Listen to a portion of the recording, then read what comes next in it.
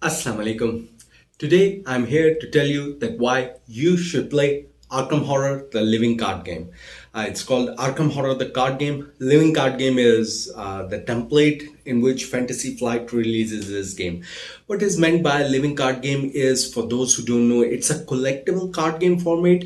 But instead of booster pack, whatever pack they will release. So, for example, if you buy this kind of booster pack, you will exactly get the same card as the other person who will buy this same pack. So the type of cards are always fixed.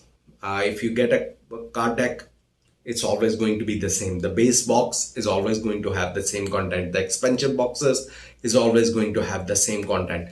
That's the format of a living card game. Now, Arkham Horror, the living card game, comes in the series of Arkham Horror games, which are Arkham Horror, the board game, Mansions of Madness. So the concept is going to be similar kind of thing as well. It's based on the Lovecraftian Cthulhu mythos of these extra dimensional creatures that are coming, that are horrific, and you are part of the investigator team who are supposed to stop them somehow. But always one of the part of or key part of these games is going to be the investigation phase. So even though this game does have combat, does have fighting these monsters, but investigation remains the core mechanism of these games, and you have to do investigate to find out what's actually happening, what's behind these mystical things that are happening, mysterious things that are happening, and then only you might find that okay, there are sinister things behind happening behind. So that's what Arkham Horror theme is going to be. Now I'm going to do this video in two clips. First, I'm going to show you how the base game actually works, how the gameplay mechanisms work, and then I'm going to slightly show you how the deck construction is going to work, because this is a deck construction game in which you will be making a deck before you go into the game. But just to understand what the game is about and how the cards impact that game, let's first see how the gameplay works. Even though this is a scenario based game and each scenario is going to play slightly differently, but overall the concept is going to be always the same, that you have to collect the clues, try to figure out what's happening, why it's happening, and then resolve that objective, which you understand through the clues to actually finish or win the mission.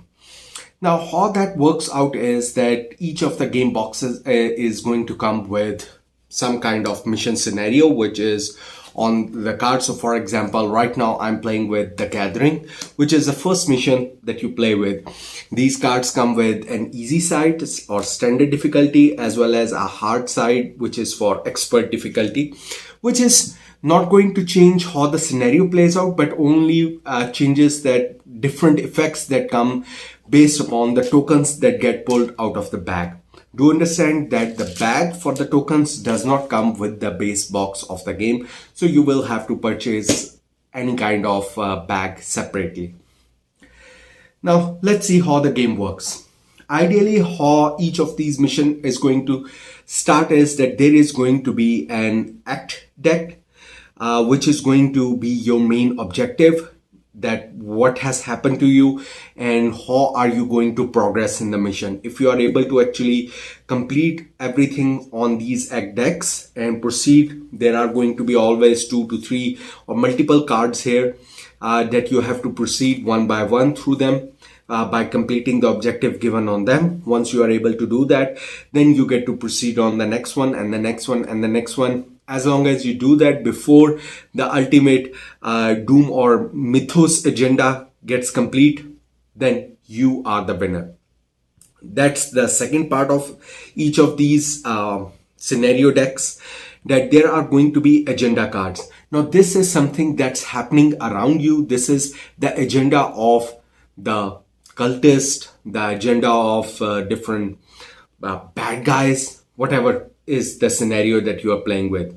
They have certain agenda and they need to complete those. So each round that gets completed, they will keep getting some doom tokens on them. So as the round progresses, you will be placing doom tokens on them to indicate that they are progressing with a certain amount of pace, and there will be always a number at the bottom which indicates that how much doom they need to progress with their agenda. Once the agenda or that many rounds have passed, so it's a race against time, you will be flipping it over. You will be reading out that, okay, what happened since you were unable to complete your mission in the given time, and then progress to the next part of the agenda, which is going to make things more difficult. Similarly, you will keep going through reading the effect, and once the last card is revealed, everything happens, then you're going to lose the mission if you are unable to completely go through your act deck, if your agenda deck is moving faster than your act deck. How do you progress your act deck? That is through finding clues mostly. Again, different scenarios are going to have different objective on how to proceed, but as I said, a generic concept is going to be always that you're trying to figure out the clues in the house, in the woods, in the whichever location you are in, to figure out how do you resolve this issue that you are in. For example, in this one, what other things are going to come are these kind of location cards. So right now we are just having one location, and you will be placing your character portrait on this location to indicate that I am right now in this location. Now I would prefer that the game does come with standees, so you can use your own standees and these portrait cards to put in them to actually place them on the location. Otherwise, just to play as a card game, you can put them on the card to indicate that they are at this location. So for example, this location is a study. The key symbol is there, which indicates that currently nobody has explored this location, and that's why there will be some kind of flavor text right now on it. And this game is chock full of flavor text. So if you're not interested in reading flavor text, I will say this game is not even for you, because this game is fully thematic game, and if you're not reading the flavor text, you are not going through the story, and you are then not even playing the game in this case. This is a story-based game, and if you're not interested in the story, then I will easily say that skip this game right now. You don't even need to see through the remaining part of this video if you're not interested in story games, because this is a heavily story-centric thematic game that is going to be played here. So for example, let me read what it says in the study. So what the location says: you have been investigating the strange events occurring in Arkham for several days. Your desk is covered in newspaper articles, police reports, and witness accounts. So once you reach that location, you will be allowed to flip it, as long as there is no other condition given on it. You will be allowed to flip it to see what's next.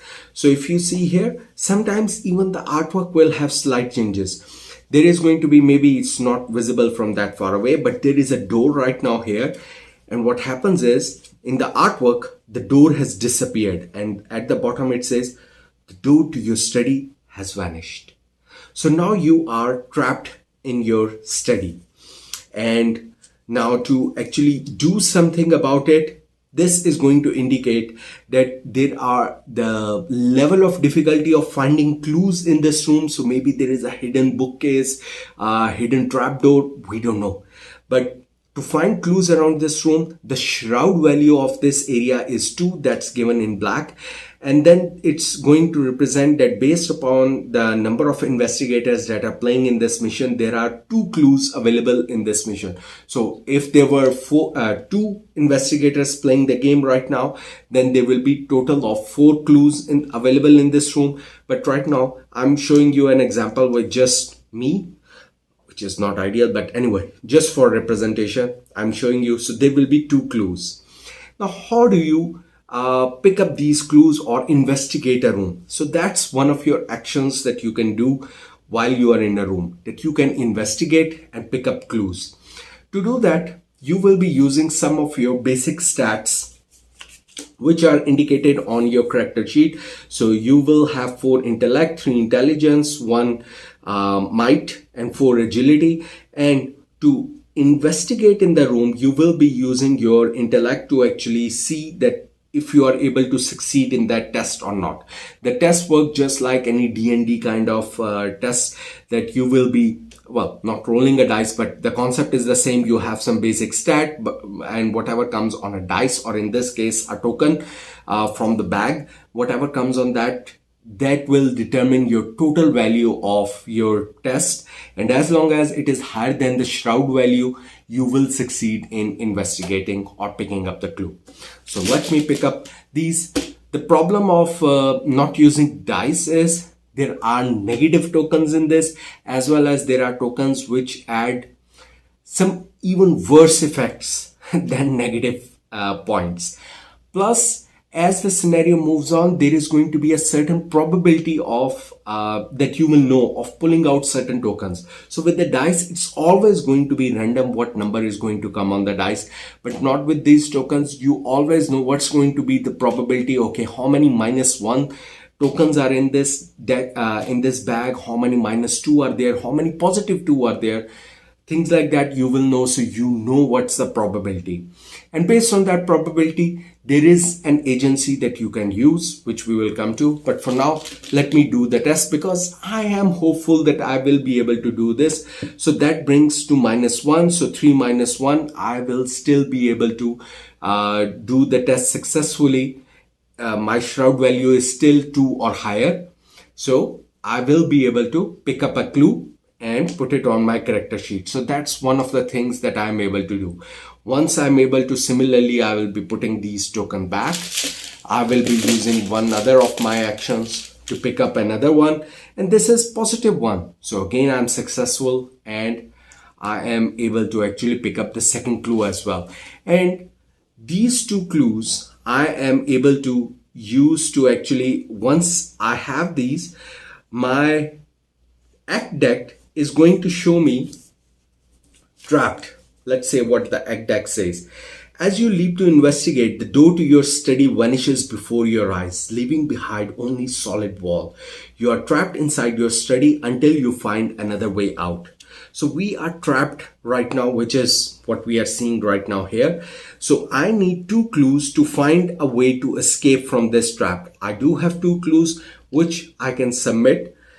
And what it says is you need 2 clues per investigator. I'm just one investigator, so 2 clues are enough, which will let me read what happens on the backside. And what will happen is that since I'm able to actually complete this act, I'm not going to tell you each and everything, but these tokens will go back.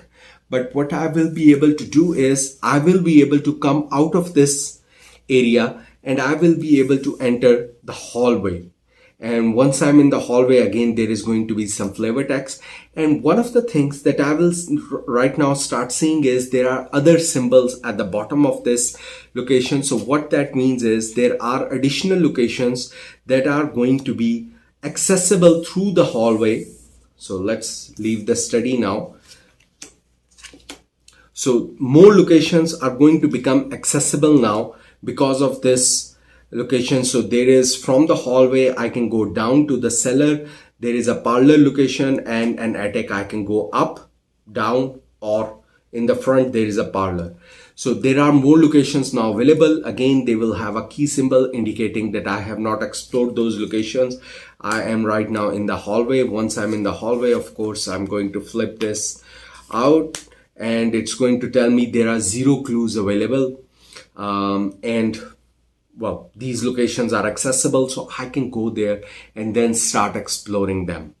So that's how a hero turn works out, or at least the clue section and the movement section. So one of the actions other than investigate can be moving from one location to another. And always the symbols at the bottom as well as these symbols correlate to the symbols on the top, which indicate that how or where you can move. So using the card mechanisms, actually this game actually lets you make a board game area or board game space. A special awareness is made out of these cards. The cards actually convert into locations themselves, and you have physical movement on the cards, and it's not just a card playing game.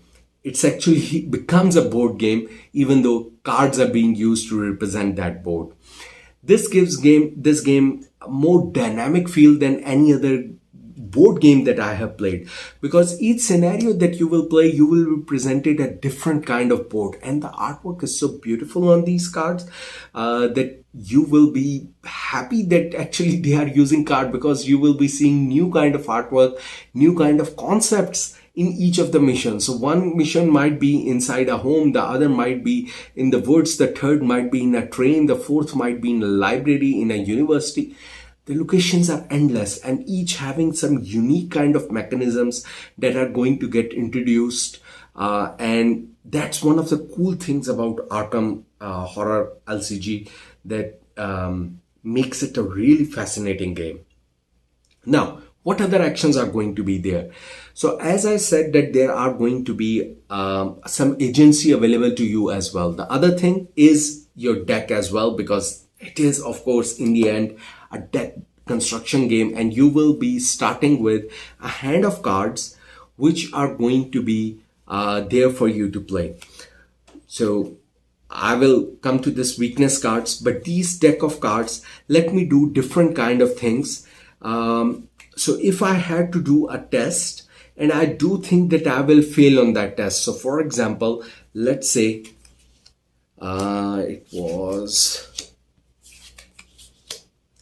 let's say it was the seller location where I was. Of course, I will not be flipping them. I have to go there to flip them. This seller location has a shroud value of 4. I know I'm going to fail this test. So one of the ways that I can increase my chances of doing this test is these are multi-use cards. So one of the way I can use these cards is there are going to be different symbols available here at the corner of these cards. So I can, before I take out any of these tokens from the bag, I can actually allocate these cards to the test. So these symbols will add additional success chances as long as the symbol matches the kind of test that I'm going to do. So using this ability or theme or ally, I'm taking their help one time to actually help me resolve or find the clue that I'm looking at. So this will get, I can even accept multiple cards, and when I allocate these multiple cards, they go to my discard pile, and then they will help me go through this test. So good thing, -2, it was 4 plus 3, 7, 7 minus 2, 5. So I got 5, and the success required was 4. So with -2, otherwise if I had not committed 3 to my test, I would have failed. But in this case, I did succeed in doing this. That's a good thing. Then other things that are going to happen, there are going to be certain effects that once a card is revealed, there are going to be certain enemies that you get to reveal once you enter, or damage that you get to take once you enter a location. So for example, this one says once you enter the cellar, there is a forced action that you stumbled over or something bad happened and you took 1 damage. So you will be taking 1 physical damage on your character. Your character mental health and physical health is mentioned on your card, so you have to maintain those. Otherwise, these cards, there might be other cards which let you heal your mental state as well as your physical state. You might be using those to actually heal yourself as well, or stop these damages. Because one other thing, as I said, these are multi-use cards. One of the other things you can do on your turn is pick up more cards. That's an action, and some of these cards are going to be as an asset card. Asset card are those kind of cards which don't get discarded as long as you can pay their cost. So for example, this is an ally. I have to pay 3 costs, and these are the resources that I have. So as long as I can pay for that back to the bank, I will be able to have this ally, which is Peter Sylvester. So he gives me +1 agility, and after my turn ends, I get to heal 1 horror from Peter Sylvester. So he's going to help me heal some horror. So next time I get horror, I'm going to let Peter take that horror, because at the end of the turn, he gets to heal the horror by himself as long as it's 1 horror. I can allow them to be sacrificed as well. If he gets sacrificed, then I lose the additional agility that he's giving me every turn. So these kind of things, these kind of card increase the ability as well. Some assets are not the kind of either ally or armor or weapon. Some are just going to be some additional ability. So for example, this asset, if I'm able to play right now, I cannot play this card because I don't have enough resources, which is one of the actions that as my one of the actions, I can pick up one additional resource and then use those resources to play a card. So what this asset card lets me do is during the upkeep phase, you may choose not to gain resources. While you have no resources, I'll get +1 on all my skill test. So it's a difficult choice. Do I want to take more resources or do I want to get +1 on all of my tests for the next round? So these are the different kind of cards that are going to be there. But remember, right now I'm taking a lot of turns just to tell what are the different things that I can do on my turn. There are going to be different fights that I can do, but let me go to the enemy turn first before I can explain how the fights work. But the concept is going to be the same. It's going to be a skill test against the enemy. Once any of the investigators are done with all their turns, then a mythos phase is going to take place. In the mythos phase, one thing, as I told you, is going to happen is the doom is going to increase on these cards, as well as new cards are going to be revealed from the mythos deck. So these are always bad cards, which are either going to restrict your movement around the board. These can be different kind of enemies that might get revealed in different locations and they will hunt you. If they are hunter type, they might be revealed on your location and might get attached to you. They will attack you. Sometimes you will have the option to engage the enemy appeared in a location, and you have the option that which hero it engages with as an action. And sometimes you want to engage with that enemy because your other hero might not be good at attacking or fighting. He's more of an intellectual hero, so maybe you want to support him by engaging the enemy yourself. So those will be the kind of decisions you will be taking once the enemies appear. Each of these enemies are going to have their own health. They will have their own might, how much attack they are going to do. Plus they are going to have some agility that in case you want to escape from them, run away from them, disengage from them, then how much skill test you need with your agility test to actually disengage. Because maybe if the enemy is too powerful, for example, and my might is 1, so I'm not really good at fighting. So if my might is 1 and the enemy strength is going to be 3 might, which I have to defeat, then it's going to be a little bit difficult for me without any weapons for me to defeat this enemy. So it might be useful for me to disengage and run away from this enemy and try to complete my objective rather than fight this enemy until I have better cards in my hand.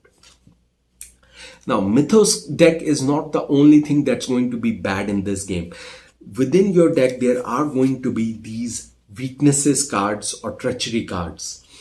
These treachery cards, once revealed, are going to be some of the medical, mental, or whatever kind of issues that you have as your personality. These can be specific to the characters as well as some generic ones. And once they are revealed, they will be putting some bad effects on you. And again, there will be a method to resolve them, which will let you end up losing a lot of turns to actually resolve this, losing your turns or losing your doing some kind of skill checks or losing your resources to get rid of them. And until you get rid of them, they are going to hurdle your progress in the game. So you don't want these kind of weakness cards to remain with you as you progress through the game as well. So that's how the game works. Again, I'm not going into a lot of detail because this is a rules heavy game and the game does come with a rules reference book other than a learn to play book. So if you are learning the book, learning the game directly, first you need to just go through learn to play and play through a scenario. As different cards come out, so for example, they will have different kind of keywords like revelation, forced, fast. What do they mean? There is a rules reference. So for each of the keywords, each of the things, there is a very good index available in this helpful rules reference where you can actually refer to that word and it will explain how that works. So it's not an easy game, even though it's just based on cards. But due to the different effects that come on these cards, it will take some time to actually understand. There will be different kind of actions. Some actions do take an action point from you. Some actions are free to use. Some actions can only be done once per round but without action point. So those symbols are given on the card. So you might need to understand the anatomy of different type of cards before you are fully aware of how these things work. Then when it comes to tokens as well, there are going to be some special symbol tokens as well, just like this tentacle or the skull symbol or the heart symbol or the elder sign symbol. And these symbols are going to be refer you back to your either your main card or your character card for different effects that you have to take place if you pull out these instead of just resolving your skill test. So hopefully at least it gives you an idea of what the game is about. Just to sum it up, you will be moving around different locations, gathering clues, trying to avoid enemies or fight enemies. Fighting is again pulling a token and seeing if you succeed in your might, then you deliver a damage to that enemy. Once the enemy has enough damage equal to their health, they get discarded. In this way, you will be defeating enemies, exploring locations, trying to complete. You go through all your X of the agenda. Otherwise, the Doom tokens, it's a race against time. Doom tokens will keep on increasing and the Mythos agenda will increase and you will lose the game. There are so many ways that you are going to lose the game, but the most probable one other than you dying is going to be the agenda deck going to be completed. Then there is going to be, of course, the concept of deck construction. So how did I come up with this deck to start the game with? Let me just give you a quick brief of the different kind of cards that are available in this game in this next clip, and tell you how the cards are made based upon which character you select. But do understand, this is not supposed to be a how to play video or a strategy guide, so don't use this to think that by watching this video you will understand how the game actually plays or how you are supposed to make your deck, because I will not be going into the details of the card themselves. Let's have a look at how the deck construction element of the game works. Now this will work both for the enemy deck as well as for the hero deck. The main deck construction is for the hero deck, and I have spread all the cards that are going to be available, different aspects of the cards that are going to be available for you to mix and match when you are making your character deck. Because you have to make a deck before you go into the game. This is not a deck building game, so you will not be getting any new cards as you play along the game. You will have to make your deck before you go into a scenario. And if you're playing in a campaign mode, then that same deck will continue over through multiple campaign missions and it will evolve. So let's get into what kind of different deck construction options are going to be there, and a little bit more detail on what kind of cards are available for you to build your deck from. First of all, I'll be focusing on this middle region, and these are the most basic cards that are going to be, or basic type of cards that are going to be available. Of course, I'm not going to go through each type of card that's available in the game. So for example, this is going to be the generic or general deck. These don't have any kind of symbol or color. They are just simple gray cards. What they are good at is giving you some basic kind of resources, basic weapons. So they are very basic cards and do a lot of good things, but are very generic cards. Then more themed cards are available in different colors. The red card are more tuned towards the survival or as the game calls them as well, the survivor deck. And these are available in the backside of your rulebook as well, that what are the different character classes that are going to be available. So the more that type of card you have in your deck, that type of character class you are going to make. So those are going to be, the red one is the survivor. So most of these cards are going to be related to surviving an attack, being attacked, and then making an escape, things like that. The blue ones are going to be related to guardian. So these are police badge kind of things, things that protect you from enemies, giving you bulletproof vest, etc. Then are going to be these orange or brown cards, which are going to be the seeker or knowledge based items. So these are mostly professors, books, and those kind of things which are going to increase your knowledge or intellect challenges or help you with intellect challenges. Then the next purple cards are going to be the mystic cards, and the mystic cards help you in doing, again, the mystical challenges as the name indicates. The green cards are going to be the rogue cards. These let you steal resources, do pickpocket type of action, pick up cards. Those kind of actions are available here. So these let you do uncanny things, but can be quite useful when you are trying to actually get additional things out of your turn. So these are the row cards. So these are the base character classes. You will be always mixing some generic cards with one of these character classes, at least one. It can be more than one as well, based on what character you choose, mixing them, and that's how you will be making your deck. Now, how do you decide that which cards are allowed and which are not? So for that, you will be actually looking at your character that you're going to play with. So these at the bottom row that you see are the 5 character classes that are available in the game. These 5 character classes or 5 characters are going to actually not only give you a character portrait, which is going to play as your standee in the game to show where the character moves, but it also comes with a character card, which is going to tell their base characteristics. So for example, the base characteristics are going to be, so for Wendy Adams, it's going to be and she is red, she is survivor. That's her main characteristic ability. She has 4 intellect, 4 willpower, 3 intellect, 1 might, and 4 agility. And that's her base stats. On the back side of this card, there is going to be a profile as well as the deck size and the deck building options that are going to be available. So for example, for deck building options, it says she should be using survivor cards, which are again these red cards, level 0 to 5. I'll come to the levels later on. Rogue cards, so she will be having a mix of these rogue cards, and then some neutral cards as well. And then you will be making those 30 cards a deck which you will be starting with.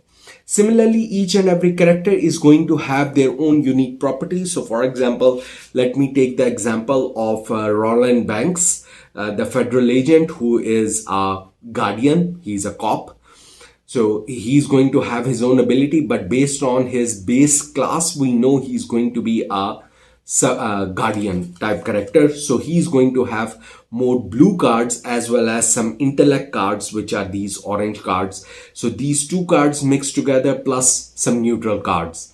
And that's how the character, it gives you a guideline that if you're using this character, then which kind of cards which suits that character more are allowed for you to use in the game. So other than these base cards, I have made this additional row on the top as well. Now, as you play along in the campaign mission, there will be always a campaign log. At the end of the campaign, you will be earning some XP points, which the campaign log is going to tell you about. Using those experience points, you are going to be upgrading your cards as well or purchasing better cards. Your deck size is always going to remain the same, but using those abilities, you can either purchase an upgrade of your existing card or even buy a new card, new ability, while following the same limits of your character that we have just seen. So for example, if I was use Wendy Adams, so other than the base cards that I can use these upgraded cards as well. These upgraded cards have some dots. in the bottom, which tells that how many experience points I need to spend to actually purchase this card when I'm playing in a campaign mode. So these are more upgraded or better improved actions, which can be an upgrade of the existing action. So for example, let's take a very basic example. If a card was going to just give me some resources or ammo, then an improved card is going to give me additional ammo or additional resources. If something was going to give me one action, a card was going to allow me one special action, then an upgrade of that card may allow me to do that action twice before that card gets discarded. Something like that. So in this way, these upgraded cards, and for each aspect, there is an upgraded card as well, or at least something new available as well. So for example, an upgrade, or not an upgrade, just a new card called the Hot Streaks for the Rogue card, which cost actually 4, is going to be an event card which lets me gain 10 resources immediately. So that's really a powerful card that's going to be there. But once I'm able to afford that. So you can use your XP to actually get these upgraded cards and become more and more powerful as you go through the game as well. So that's how the deck construction is going to work. You will be given a deck size. You will be picking some base cards from 3 aspects, mixing them up, and that's how you make your deck. Similar kind of concept is going to be applied when it comes to making your enemy deck for the specific act or mission. When you are making that enemy act or mission, the act card is going to tell you, or the campaign log is actually going to tell you that, for example, it's going to tell which symbol of the cards you are going to actually mix together, and each of these enemy cards, which I have laid in the vertical orientation just to differentiate them, are going to have these symbols. So when the game setup tells you that you are going to be using these symbols, you will take all of those cards that, for example, let's say it said this, and this, and you're going to mix them up, shuffle them up, and that's how you're going to actually make your specific deck for the act or the mission that you're going to play. So at the end of the game, once the mission is done, you will separate them out, because the next mission might ask you to actually set up the deck in a different way now, which is more thematically related to your game. And that's how it remains very thematic. So for example, those cards which are related to closure of the doors, you will not find, for example, those cards in a mission where you are in the woods, because again, that doesn't make any sense. But when you are in a house, then you might find closed doors, because that kind of specific card does come out from this deck.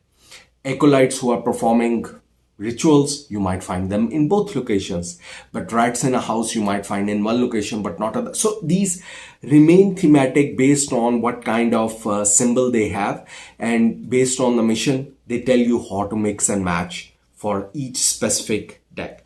So that's how I'm not going into too much detail of deck construction, but these are the base concepts that are available in the deck construction. One thing, there will be also some treachery cards or basic weaknesses cards, which also the deck is going to, or your character is going to tell that shuffle one of these random basic weaknesses in your character deck, which is a weakness in your character, other than a special weakness that is specific to each and every character.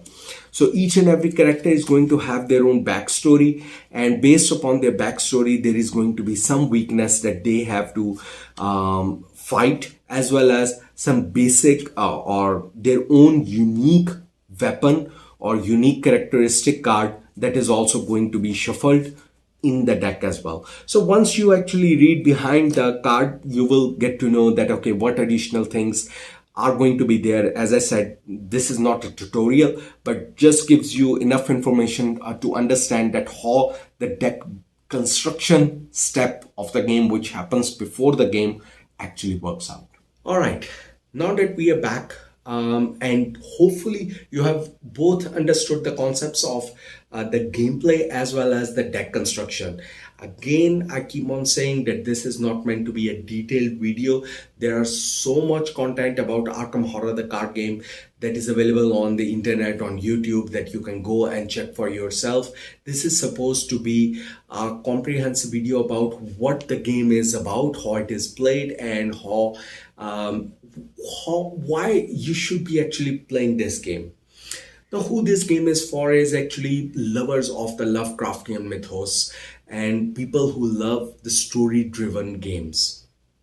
If you love those kind of games which give you a unique kind of flavor in each kind of scenario that you play, then this game is going to be absolutely for you. Because how each mission works out is really unique, and this kind of mechanism you will not find in any other card game. Even from Fantasy Flight, there have been so many other living card games. They have the Marvel Champions, they have Lord of the Rings, they have Game of Thrones, they have so many other living card games, but mostly those end up being just battle games. This is a scenario based game which makes it even better than the board game Arkham Horror, the board game, or many other board games itself, because the board is rapidly changing in this one based on which scenario you will play. So I love that about this game.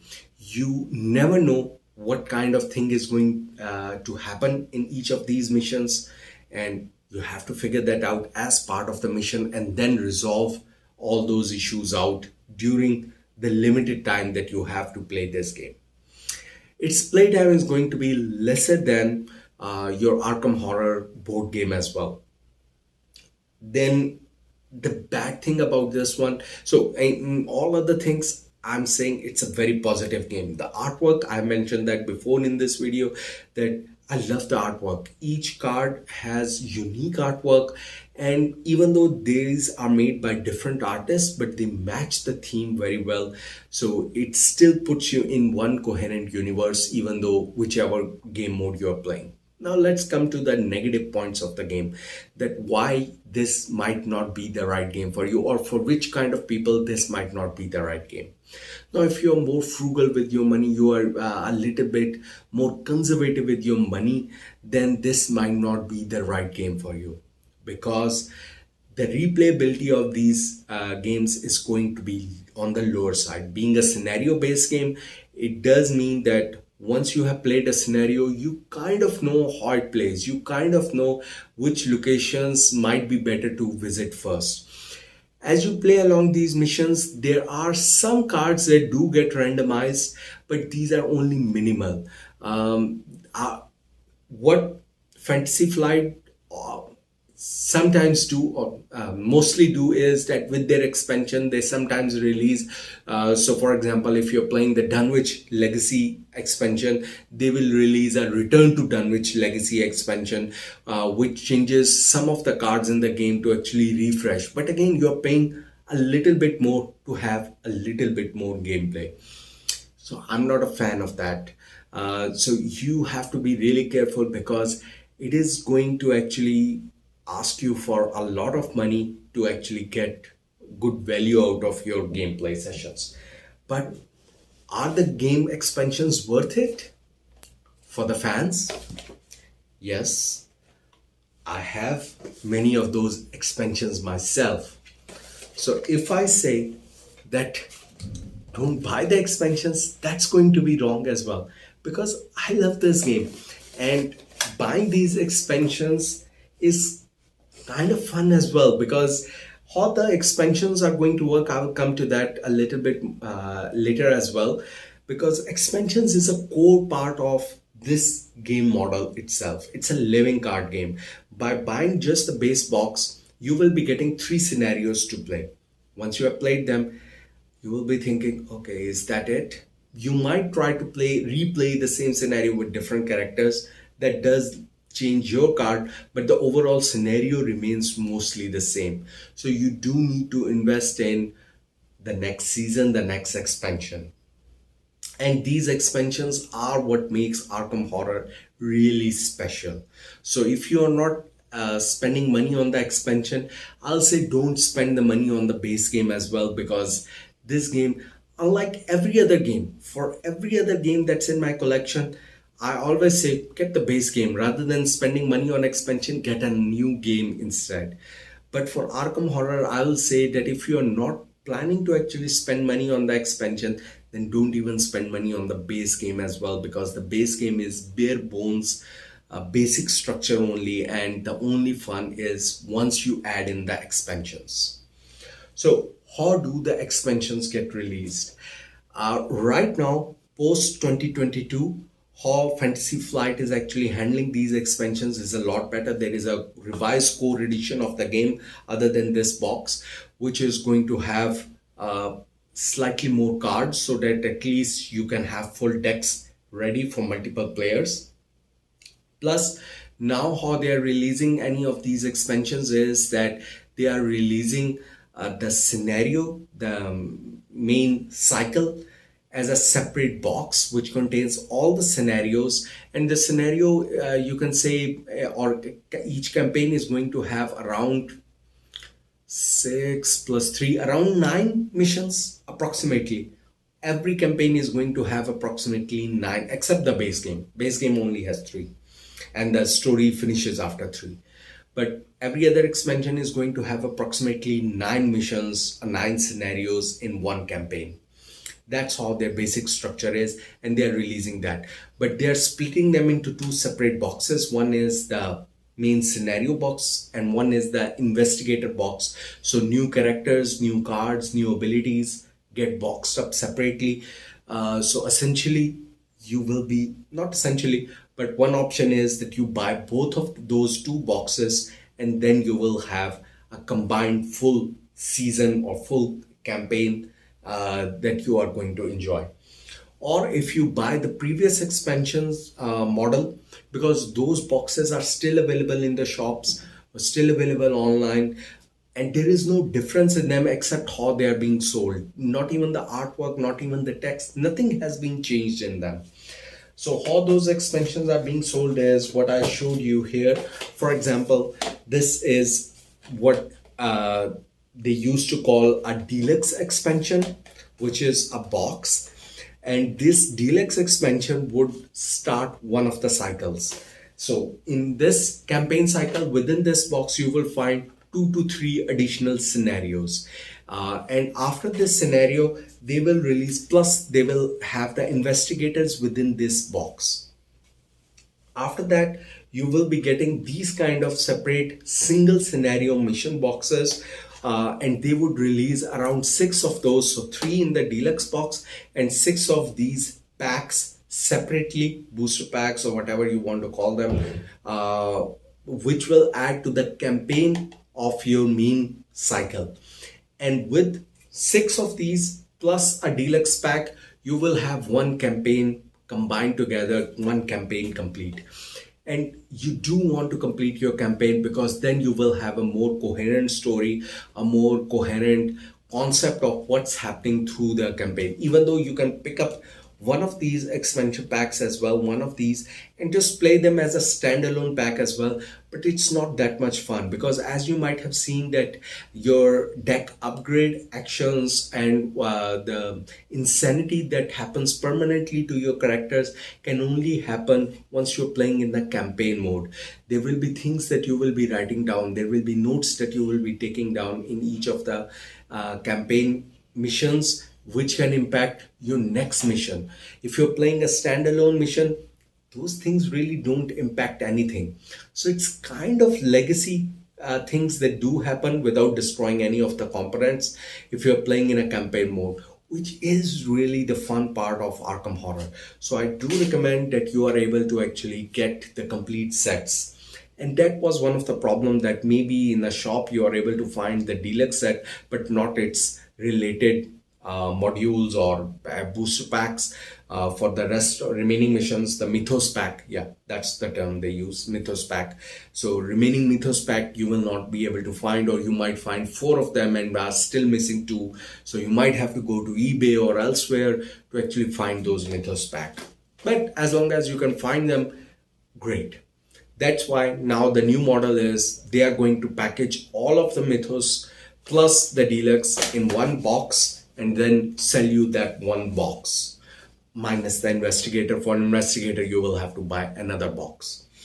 So whichever model you buy with, if you do have the cash to spend on Arkham Horror, then it's going to be a fabulous addition to anyone who loves story-based games, who is a lover of very thematic games, because these games, these missions, each mission is so unique that I just cannot give it more praise than that. So hopefully that tells you about my opinion about the game and whether this game is going to be right for you or not.